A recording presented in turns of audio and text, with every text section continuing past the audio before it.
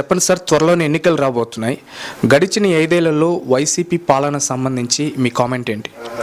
గడిచిన 5 ఏళ్లలో ఈరోజు రాష్ట్ర ప్రజలు మొత్తం బాగా అందరూ అబ్జర్వ్ చేస్తున్నారండి. ఏ ఒక్క వర్గానికి సంబంధించిన వాళ్ళు కూడా బాగుపడినట్టు దాఖలేదు ఈ రాష్ట్రంలో. అదేవిధంగా మనం చూసుకున్నట్లయితే రాజధాని అంశం అయితే కానీ పేద ప్రజలకి కూడు గుడ్డ ఇవన్నీ కానీ సదుపాయాలు కానీ 5 ఏళ్ళలో జగన్మోహన్ రెడ్డి చేసిన పని లేదండి.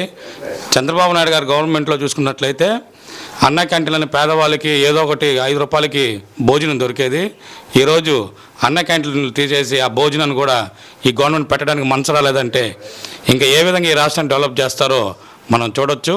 అదేవిధంగా మనం పోయినసారి టీడీపీ 2014-19 వరకు పాలనలో రాజధానికి సూటు బూటు వేసుకొని సూట్ కేసులు పట్టుకొచ్చి మీ దగ్గర మేము పెట్టుబడులు పెడతాం, రాష్ట్రాన్ని అభివృద్ధి చేయండి, మీకు ఎంప్లాయ్మెంట్ పెరగద్ది అని చెప్పి చంద్రబాబు నాయుడుని చూసి ఆ పార్టీని చూసి ఎంతోమంది కంపెనీలు ఆ రాష్ట్రానికి వస్తే ఈరోజు ఆ కంపెనీలని వసూళ్ళకి మరిగి చందాలు మరిగి కమిషన్లు మరిగి ఈరోజు ఆ కంపెనీలని తిరిగి ప్రయాణం చేయించాడంటే ఏ విధంగా ఈ రాష్ట్రాన్ని ఇతను బాగుపరుస్తాడో ఒక్కసారి రాష్ట్ర ప్రజలు ఆలోచించాలి.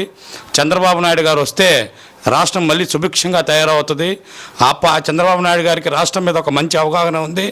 ఏ విధంగా రాష్ట్రాన్ని అన్ని వర్గాల్ని మనం సంతృప్తి పరచాలి, అలాగే చదువుకున్న విద్యార్థులకి ఏ విధంగా ఉపాధి అవకాశాలు చూపించాలి అనేది ఆయనకి రాజకీయంగా చాలా అనుభవం ఉంది.